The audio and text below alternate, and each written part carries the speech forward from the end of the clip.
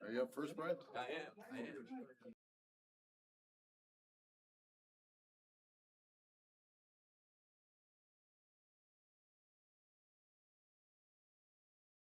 Plaisir de me trouver en votre compagnie. Ça fait 5 fois que je suis dans cette salle à manger, mais je n'y ai jamais mangé. C'était toujours pour des annonces.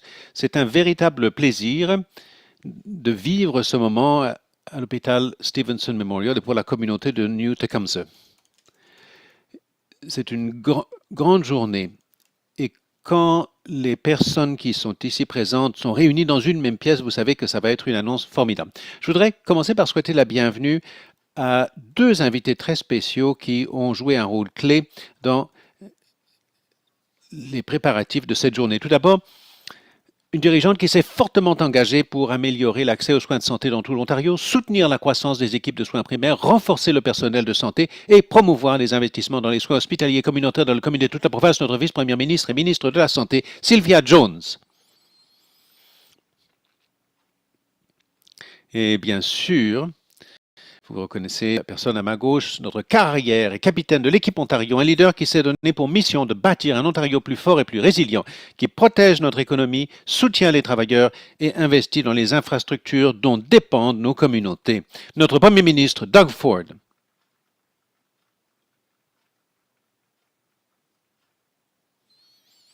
L'événement d'aujourd'hui est le fruit de plusieurs années de travail. Ce moment reflète le dévouement des dirigeants actuels et passés de l'hôpital, des médecins, du personnel, des bénévoles, des donateurs de la Fondation, des partenaires municipaux, régionaux, provinciaux, nous en avons beaucoup ici, et de nombreux donateurs et membres de la communauté qui ont cru en l'avenir du Stevenson Memorial Hospital. Ensemble, leur engagement nous a permis d'arriver où nous en sommes aujourd'hui. Et je voudrais remercier tout particulièrement les médecins, les infirmières, le personnel qui s'occupe chaque jour des patients ici et qui assure la force de notre communauté. Les hôpitaux sont au cœur de nos communautés. Ce sont des lieux où les gens se tournent en cas d'incertitude et où des professionnels qualifiés prodiguent des soins avec compassion chaque jour. Des moments comme celui-ci ne se produisent que lorsque de nombreuses personnes travaillent ensemble pendant de nombreuses années et ça a été le cas ici à New Tecumseh et dans la région. Aujourd'hui, nous avons l'occasion de saluer cet engagement commun et la vision qui a rendu tout cela possible. Merci à tous ceux qui ont contribué à nous permettre d'atteindre cette étape importante. À présent, j'ai le plaisir d'inviter Richard Norcross, maire de la ville de New Tecumseh, à monter à la tribune.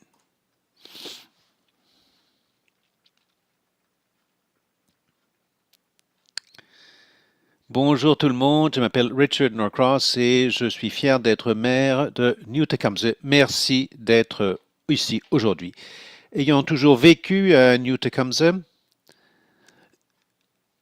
cette étape importante revêt pour moi une signification très personnelle. Comme beaucoup de familles de notre communauté, j'ai élevé mes 2 garçons en sachant à quel point il est rassurant d'avoir un hôpital près de chez soi, un endroit en lequel on a confiance quand on en a le plus besoin. Nous sommes reconnaissants que le Stevenson Memorial Hospital soit au service de notre communauté. Grâce à des nouvelles installations, il pourra faire encore plus, non seulement pour nous aujourd'hui, mais aussi pour les générations futures de familles de New Tecumseh.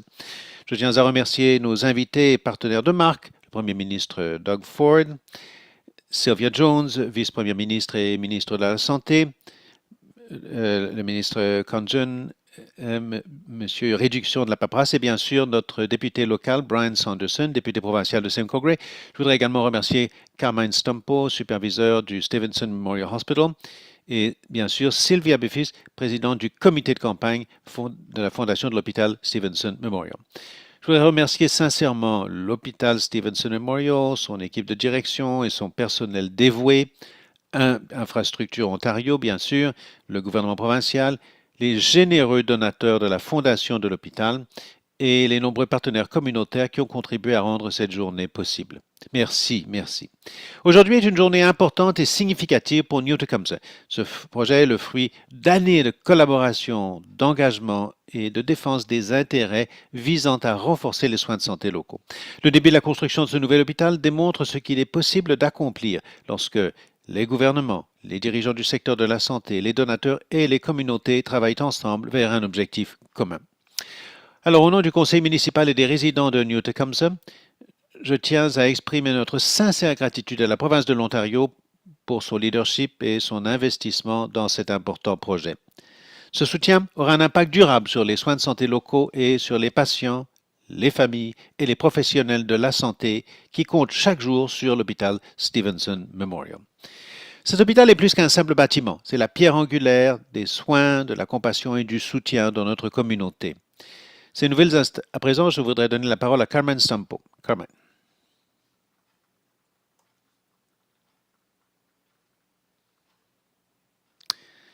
Bonjour à tous, merci d'être présents aujourd'hui pour cette occasion très spéciale. Je m'appelle Carmen Stampo, je suis superviseur au Stevenson Memorial Hospital et je suis ravi de participer à cette étape importante. Plus de 10 ans de travail acharné, de planification, de collaboration nous ont menés jusqu'ici grâce aux contributions et aux efforts de nombreuses personnes tout au long du chemin. Ce fut un long parcours, semé d'embûches et de rebondissements, et aujourd'hui, nous célébrons. Le Stevenson Memorial Hospital s'engage sur une nouvelle voie. Nous donnons le premier coup de pelle et lançons officiellement la construction d'un nouvel établissement hospitalier qui améliorera la santé de notre communauté pour les générations à venir. Nous sommes reconnaissants du soutien incroyable de la province. Merci au Premier ministre Doug Ford et à la vice-première ministre et ministre de la Santé Sylvia Jones. Nous devons remercier nos partenaires du projet chez Infrastructure Canada et notre nouveau partenaire, Pomerleau Construction, alors que notre projet passe à cette importante étape suivante. Nous n'en serions pas là sans un leadership local fort. Je tiens à exprimer notre gratitude au député provincial Brian Sanderson pour son soutien continu et infatigable à notre communauté et à notre hôpital, ainsi qu'au maire Richard Norcross, à la ville de New Tecumseh et à nos municipalités voisines du sud de Simcoe.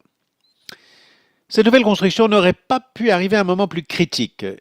New Tecumseh est la 7e municipalité qui connaît la croissance la plus rapide au Canada. De même, le nombre de visites aux urgences de notre hôpital a largement dépassé sa capacité initiale. L'agrandissement permettra de plus que doubler la taille de notre hôpital et de le transformer en établissement de santé moderne et à la pointe de la technologie, offrant les services de santé dont les particuliers et les familles ont besoin à proximité de leur domicile. Quelques points forts. Notre nouvel établissement disposera d'un service d'urgence 3 fois plus grand que notre service actuel. Nos unités d'hospitalisation comprendront des chambres individuelles à 100% afin de préserver l'intimité et la dignité des patients lorsqu'ils sont le plus vulnérables. Notre service d'imagerie diagnostique sera agrandi et comprendra pour la première fois à Stevenson une nouvelle salle d'IRM. Notre nouvelle unité d'obstétrique disposera de nouvelles salles d'accouchement adaptées aux familles et des salles d'opération à la pointe de la technologie permettront d'accéder rapidement aux services chirurgicaux. Aujourd'hui est un jour mémorable dont nous nous souviendrons pendant de nombreuses années et cela n'aurait pas été possible sans le soutien de notre communauté. Merci à nos donateurs qui n'ont jamais failli dans leur soutien à notre hôpital et à notre fondation au fil des ans, dont beaucoup sont ici aujourd'hui parmi nous. Sur cette note, je suis heureux d'accueillir la prochaine intervenante, Sylvia Biffis, présidente du comité de campagne de la fondation de l'hôpital Stevenson Memorial.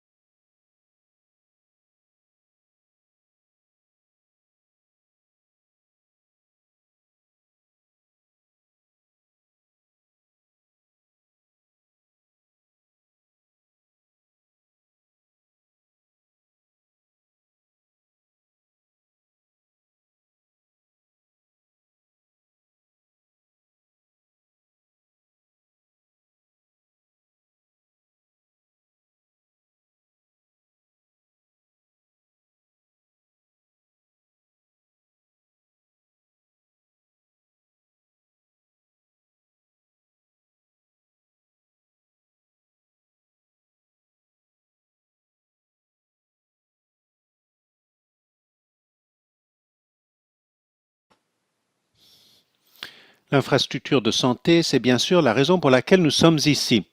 Grâce au Fonds de renouvellement de l'infrastructure de la santé, notre gouvernement investit 257 millions de dollars en 2025-2026 afin de soutenir la modernisation et la réparation des infrastructures essentielles des hôpitaux et des établissements de santé communautaires de toute la province, y compris ici même à l'hôpital Stevenson Memorial au montant de 434 000 dollars. L'investissement réalisé aujourd'hui au Stevenson Memorial permettra d'augmenter la capacité d'hospitalisation et d'assurer qu'un plus grand nombre de personnes dans le comté de Simcoe aient accès à des soins pratiques où et quand elles en ont besoin pour les générations à venir.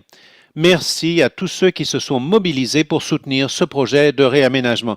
Et merci encore à la formidable équipe du Stevenson Memorial ainsi qu'à tous les incroyables travailleurs de la santé de la région pour les soins extraordinaires que vous dispensez à la communauté que vous servez si fièrement. Mais rien de tout cela ne se porterait sans le leadership au sommet. Et comme Brian l'a dit, ça prend vraiment cette impulsion du cabinet du Premier ministre et du Premier ministre Ford pour assurer que nous avancions, que ce soit dans le ministère de la Santé, dans Infrastructure Ontario et même dans l'ensemble du gouvernement. Alors, je suis très heureuse et honorée d'inviter le Premier ministre Ford à dire quelques mots.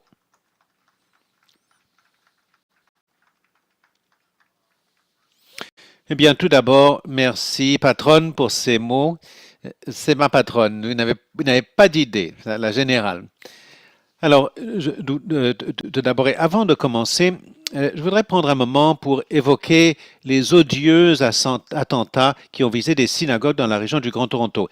Ces actes antisémites constituent une attaque lâche contre la communauté juive et contre le droit de chaque personne en Ontario de pratiquer sa religion et sa culture sans être victime de haine et d'intimidation.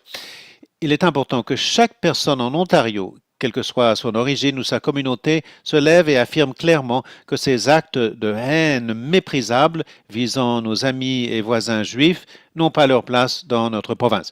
Je me réjouis de rencontrer les dirigeants de la communauté juive cette semaine et notre gouvernement travaille en étroite collaboration avec la police et tous les niveaux de gouvernement pour garantir la protection des lieux de culte et que les responsables soient tenus de rendre des comptes. Nous leur demanderons de rendre des comptes. Alors, je fais beaucoup d'annonces partout dans la province, des grands hôpitaux, des moyens hôpitaux, mais j'adore venir dans des communautés comme celle-ci et faire ce genre d'annonces parce que, comme Sylvia l'a dit, comme le maire l'a dit, Carmine, tout le monde dans la communauté entretient des liens, tout le monde y met du sien et ça change la vie quand nous faisons ces investissements.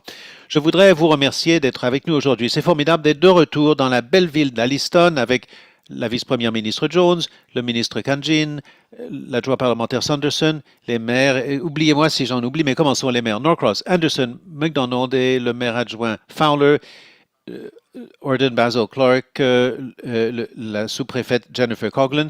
Je voudrais remercier tous les autres représentants, les conseillers municipaux et tous les autres élus de la région. Je voudrais également remercier Carmine, Sylvia, Ted et toute l'équipe du Stevenson Memorial Hospital qui veillent en permanence que la population en plein essor du comté de Simcoe bénéficie des soins de santé de classe mondiale qu'elle mérite.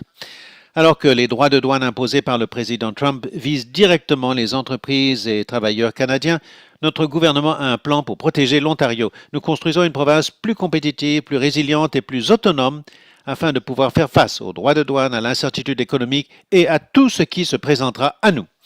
Dans tout l'Ontario, nous réduisons les formalités administratives, nous simplifions les processus d'approbation, nous maintenons les taxes et les frais à un niveau bas et nous investissons dans les travailleurs.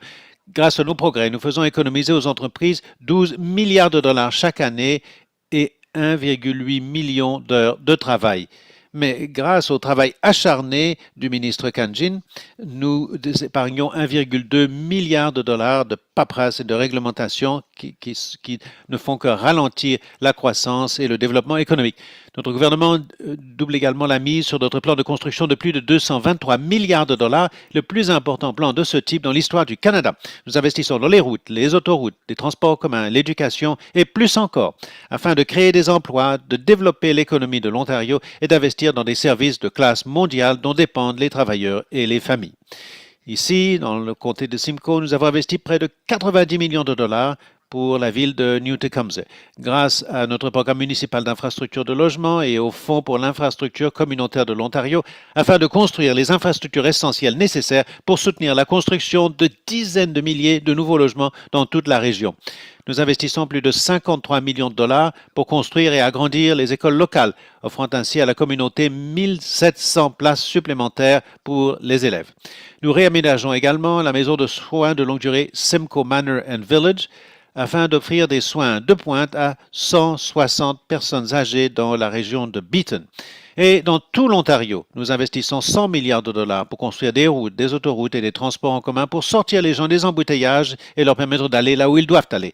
Cela comprend la rocade de Bradford, l'autoroute 413, qui permettront de réduire les temps de trajet jusqu'à 1 heure par jour pour les navetteurs de Simcoe. Et dans le cadre de notre plan pour protéger l'Ontario, nous investissons également 60 milliards de dollars au cours de la prochaine décennie pour construire et moderniser plus de 50 grands projets hospitaliers et d'ajouter 3 000 nouveaux, ça ce sont des chiffres importants, 3 000 nouveaux lits d'hôpitaux dans toute la province aux 3 500 nouveaux lits qui s'y sont déjà ajoutés afin que les familles aient accès à des soins de santé pratiques et fiables là où elles en ont besoin et quand elles en ont besoin. Je suis donc, vous vous demanderez, mais pourquoi est-ce que je dis tout cela pour l'économie? Je vais vous dire la raison. La base même de notre système de santé tout entier, la base même de notre système d'éducation, la base même de notre infrastructure, c'est une chose dont tout dépend, c'est l'économie. Sans une économie forte, nous ne pouvons pas investir dans la santé, l'éducation ou l'infrastructure. Et c'est là où tout le monde conjugue ses efforts. Nous sommes une puissance mondiale lorsqu'il s'agit de l'économie. Nous allons continuer à faire progresser la province. Alors je suis honoré d'être ici aujourd'hui pour lancer les travaux d'agrandissement de l'hôpital Stevenson Memorial. Pour lancer les travaux. Eh bien, nous lançons. Nous lançons. Aujourd'hui, grâce à un investissement de 174 millions de dollars de notre gouvernement, le nouvel hôpital Stevenson Memorial offrira des services diagnostiques et chirurgicaux élargis, 9 lits d'hospitalisation supplémentaires pour un total de 47, un nouveau service d'urgence 3 fois plus grand que l'actuel et une toute nouvelle maternité. Une fois les travaux terminés en 2028, l'hôpital aura plus que doublé sa superficie actuelle, passant à environ 147 000 pieds carrés avec un nouveau bâtiment de 3 étages qui nous aidera à atteindre notre objectif de mettre à la disposition de tous les patients de l'Ontario des soins de santé pratiques et de haute qualité plus près de chez eux.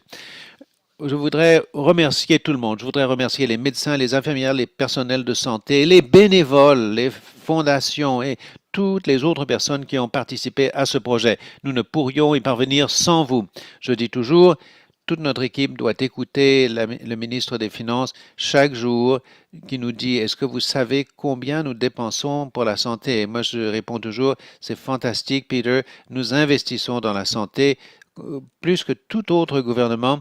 En fait, c'est vraiment absolument colossal. Les sommes sans précédent, je crois que ce sera jusqu'à 93 milliards. Est-ce que ça inclut les soins de longue durée, encore 4 milliards, mais mettons 93 milliards de dollars dans la santé. Et quand nous franchirons les portes, quand nous sommes entrés en 2018, il y avait 60 milliards. Et ça exclut toute l'infrastructure que nous bâtissons. Mais c'est nécessaire pour notre province en plein essor. On ne peut pas avoir une économie forte sans des personnes en santé. Donc nous allons continuer. Encore une fois, je vous remercie. Je remercie toutes les personnes de l'hôpital Stevenson Memorial pour votre engagement à fournir des soins à la communauté. J'ai hâte de revenir ici bientôt pour l'inauguration. Encore une fois, merci à toutes les personnes qui faisaient la file dans les couloirs, médecins, personnels de santé. Cela ne se produirait pas sans votre travail. Nous serons toujours reconnaissants envers vous. Merci et que Dieu bénisse la population de l'Ontario.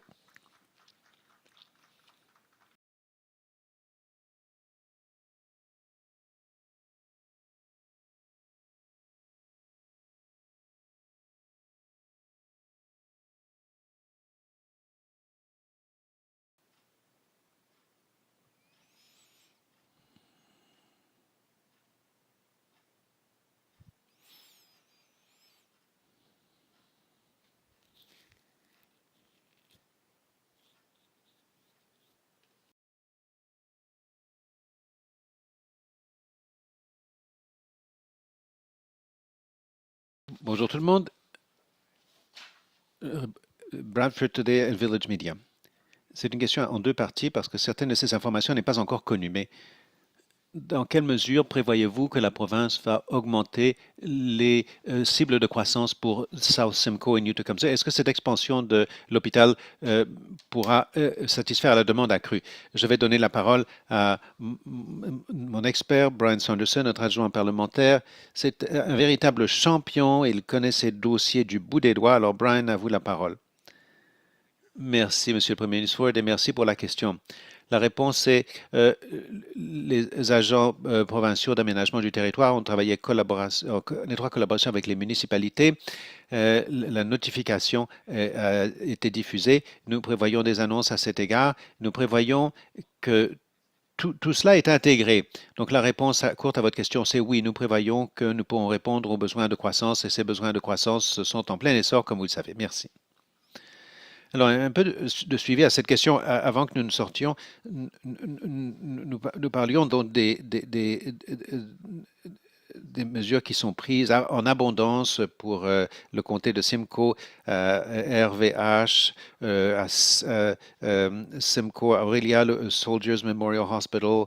Alors, il y a énormément d'argent qui sont investis dans les infrastructures hospitalières et comme l'a dit Carmine, pour nous, on considère la santé sous une approche régionale. Carmen, pourquoi ne me dites pas ce que vous m'aviez dit dans les coulisses? Merci, Monsieur le Premier ministre. L'hôpital Stevenson, nous sommes ravis de pouvoir servir. Nous voulons encourager notre communauté, sachant qu'ils peuvent venir ici et recevoir des soins lorsqu'ils en ont le plus besoin.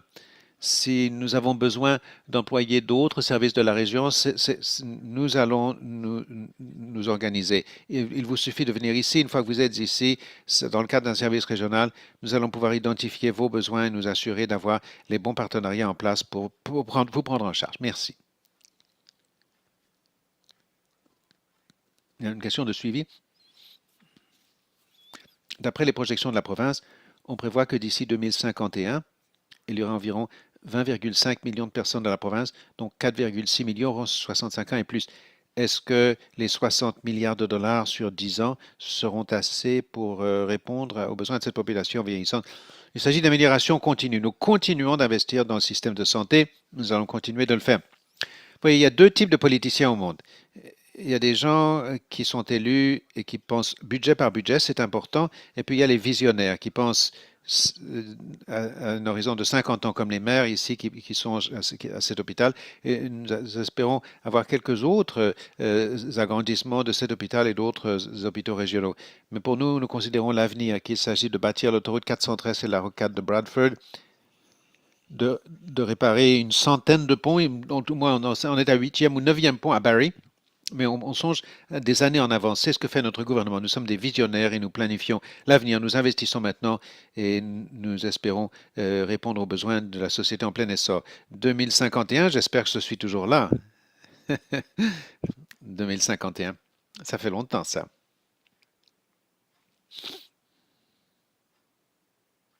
Bonjour Monsieur le Premier ministre, Jamie de CTTV. Je pose une question au sujet de Ontario Place.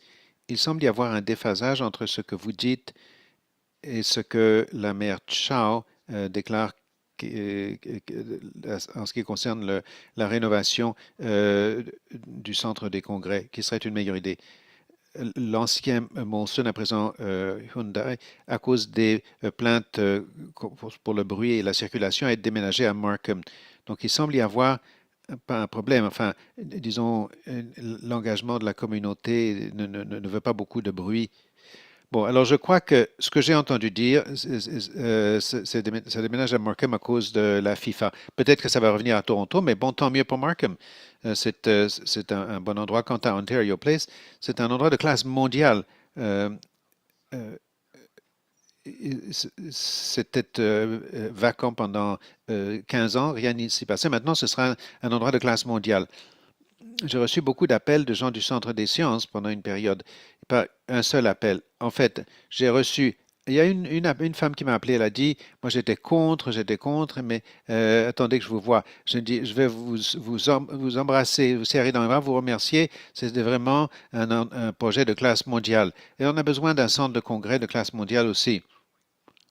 On est 24e sur 25 villes du monde. On perd des millions de personnes qui viendraient pour des congrès. On n'envisage même plus Toronto.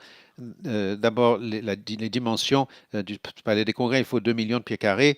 Mais même le Palais des Congrès actuel, on y est tous allés. On monte, on monte, on descend, on franchit. Ça fait 6 acres. On va bâtir un Palais des Congrès spectaculaire de classe mondiale. On va pouvoir vendre au monde entier et nous allons passer de de la dernière à la première place. Et ça va créer des milliards de dollars de croissance économique. C'est ce que nous allons faire. Et nous agrandissons également l'aéroport.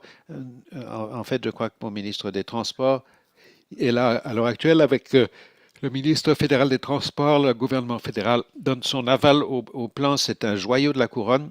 Et nous allons désengorger le Pearson, nous allons concurrencer Pearson, nous allons réduire les coûts et nous allons offrir davantage de commodités pour les gens, sans parler les 2000 emplois bien rémunérés supplémentaires qui seront créés. Merci. Je note que les résidents de l'île auront beaucoup à dire. Écoutez-moi, écoutez, je ne veux pas être grossier. Il y a 260 personnes qui occupent, qui payent 1 $ pour 99 ans. Est-ce que les infirmières voudraient payer 1 $ par an pour leur propre petite île personnelle que personne ne touche? Écoutez, c'est fini. Plus de dollars par an, c'est un contrat. Vous allez recevoir 1 $ par an, mais nous n'allons pas nous inquiéter du 1% qui affecte le 99% du reste de la population. Nous allons aller de l'avant avec l'aéroport de Lille, avec la collaboration du gouvernement fédéral. Je sais que la maire Chao veut l'agrandir. Elle n'est peut-être pas d'accord avec les avions à réaction, mais ces avions à réaction vont atterrir. On a mené un sondage. 70% des gens veulent que l'aéroport de Lille soit agrandi. C'est aussi simple que ça. Nous écoutons les gens. Merci pour cette réponse. Ce n'était pas ma question. Alors donc, j'ai eu la chance d'avoir une troisième question. La santé, je sais que des milliards sont consacrés au système, nouveaux hôpitaux, nouvelles infirmières et tout, nouveaux médecins, tout ce qui est nécessaire pour que marche le système de santé. Mais est-ce que vous allez pouvoir satisfaire à la demande? On entend dire que cet hôpital va être agrandi, c'est merveilleux, mais le fait est que nous avons toujours des infirmières qui doivent être formées, intégrées dans le système, et des médecins, et tout le monde, tous les personnels et techniciens.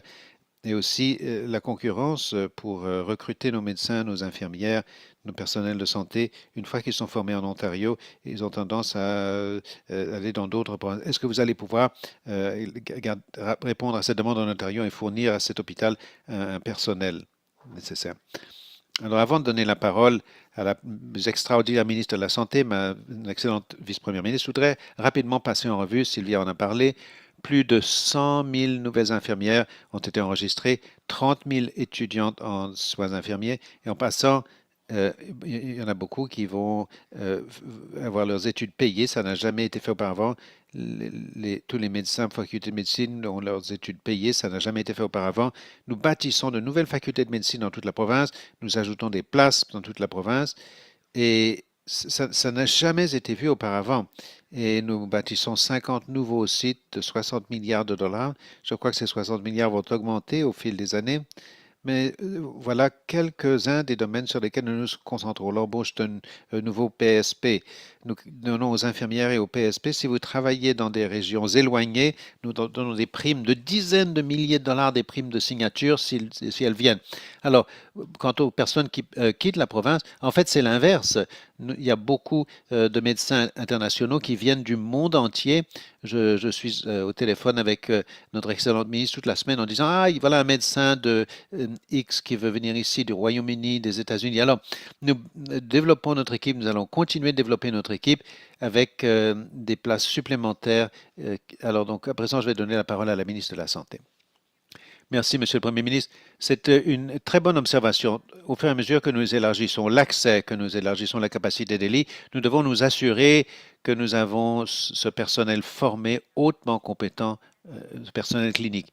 Vous vous rappellerez que au début, en 2022, lorsque je suis devenu ministre de la Santé, j'ai donné pour directive au Collège des médecins et chirurgiens de l'Ontario et au Collège des infirmières de l'Ontario, les deux organismes qui confèrent des permis d'exercice, d'évaluer rapidement et, le cas échéant, de délivrer des permis d'exercice aux infirmières et aux médecins formés à l'étranger. Dans la province d'Ontario, lorsque vous arrivez en tant que professionnel de la santé formé à l'étranger et que vous n'avez pas de difficulté actuelle avec votre permis d'exercice actuel, vous recevez un permis pour pratiquer en Ontario en moins de 10 jours. Donc, ces éléments reliés bien sûr à l'expansion de chaque faculté de médecine dans la province de l'Ontario. Chaque faculté dispose de places supplémentaires en résidence pour les spécialités et pour les diplômés en première année. Alors, tous ces éléments mis ensemble, oui, bien sûr, la confiance, la certitude que le gouvernement de l'Ontario et le gouvernement du Canada assurent signifie que les personnes qui se sont formées, qui ont pratiqué dans d'autres lieux du monde, considèrent l'Ontario comme un refuge. Donc, nous avons vu un regain d'intérêt de la part de médecins, de cliniciens formés à l'étranger qui souhaitent travailler en Ontario. Nous n'allons pas aller recruter dans d'autres pays, mais si des gens veulent venir en Ontario, eh bien, nous allons nous assurer qu'ils puissent obtenir leur permis d'exercice aussi rapidement que possible, ainsi que des possibilités de formation et de pratiquer partout dans l'Ontario, y compris bien sûr ici à l'hôpital Stevenson, au fur et à mesure que nous ajoutons des lits.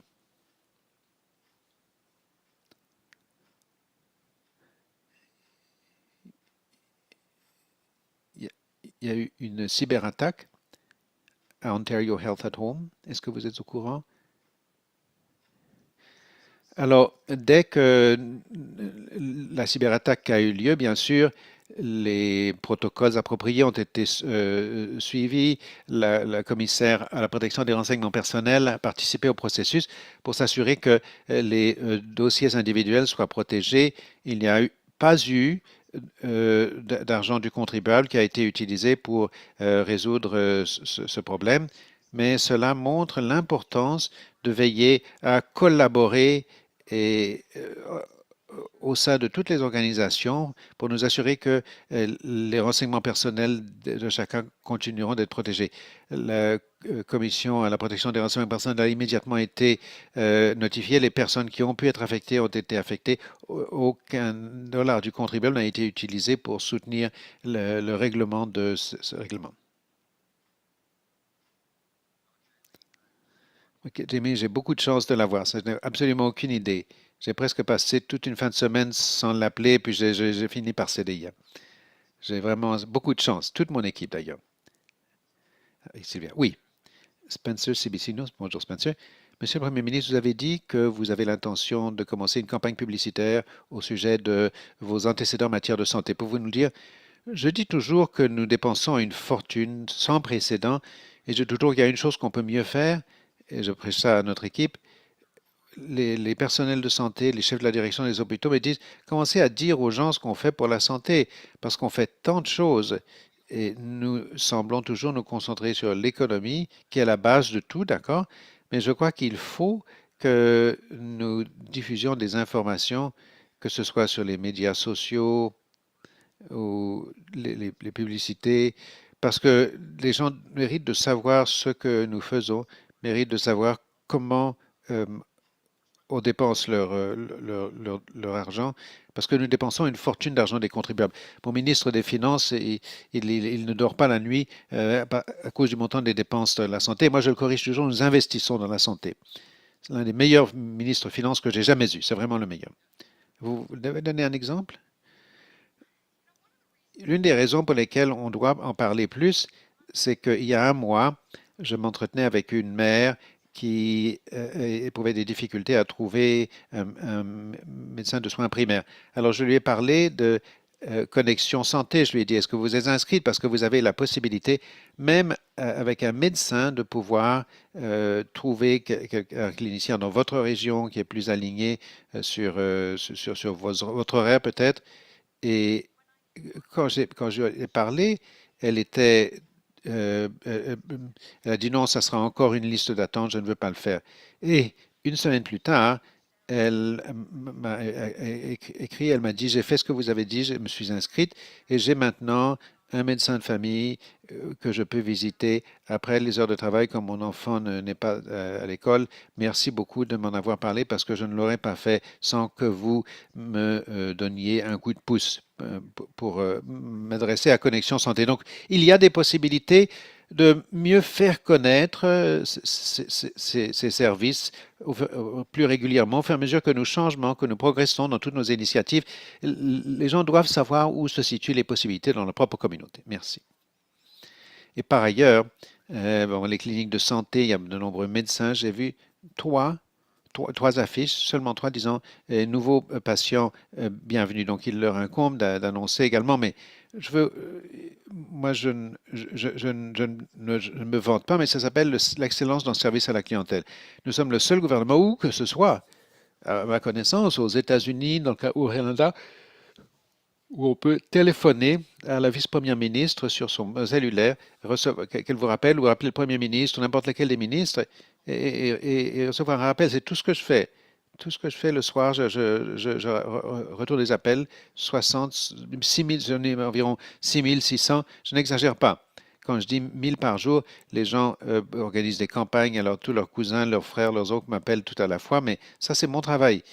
Et je parle aux gens et je dis toujours, quand je rappelle les gens, mon frère m'a enseigné ça. Il y a toujours un peu de vérité dans ce qu'il dit, ou il y a énormément de vérité dans ce qu'il dit.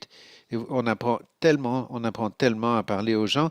Et puis, bon, notre équipe s'en charge, on règle le problème. Je téléphone à mes ministres toute la fin de semaine. Il faut faire ceci, il faut faire cela. Penchez-vous sur ceci et cela. C'est sans précédent ce qu'on fait. Et on va continuer à nous concentrer sur le service à la clientèle. Mais je vais vous dire une chose, chacun de mes ministres voudrait prendre mon téléphone et le lancer au milieu du lac. Mais il faut que je continue à rappeler les gens. C'est ce que je fais.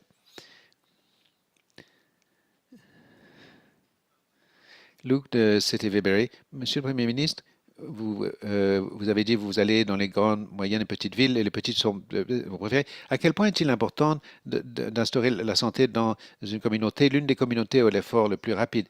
C'est énorme. Moi, ce que j'aime dans ça, je ne critique pas, je ne dénigre pas les énormes hôpitaux, mais je vais me rendre dans ces énormes hôpitaux, les meilleurs du monde, il y a une poignée de gens. Mais la différence là, par ici, c'est la communauté. Ce sont des gens qui vivent à côté des petites entreprises, qui font leur première contribution, ou comme Sylvia le disait, des jeunes qui vont faire don de 25 dollars ou de 50 ou de 100 dollars, mais ça s'additionne. Ça change la vie des gens quand vous faites des choses comme cela dans des communautés comme celle-ci dans toute la province. Pensez-y, nous avons 440 municipalités. C'est comme nulle part ailleurs. Tout le monde a des besoins. Ça commence par la santé, l'éducation, l'infrastructure, les centres communautaires, mais ça veut dire c'est essentiel pour notre équipe, c'est essentiel pour la communauté parce que ça va changer des vies. Et on en est tellement fiers. Quand je suis arrivé, j'ai vu toutes les infirmières, les médecins alignés, ça me fait chaud au cœur. Je dis, c'est merveilleux. Ces gens-là travaillent d'arrache-pied pour la communauté. Alors c'est vraiment très, très important pour moi et pour mon équipe et pour la communauté. Une question totalement différente. Le ministère de la Défense nationale a proposé un site de radar juste à l'ouest ici. Je sais qu'il y a beaucoup d'exploitants agricoles qui disent qu'ils sont d'accord avec le radar, qu'ils sont d'accord avec la défense nationale, mais la sécurité alimentaire est la priorité. Que pensez-vous du site de radar? Ben, c'est la première fois que j'en ai entendu parler. Je voudrais parler aux exploitants agricoles et voir quel est le problème. Et oui, comme ils disent, nos exploitants agricoles sont les meilleurs, ils sont tous pro-défense, pro-militaire. Il faudrait que je parle au ministre de la Défense, le ministre McGuinty. Je vais vous revenir parler aux exploitants agricoles. Mais il nous faut des radars, surtout à notre époque. Alors, merci à tous.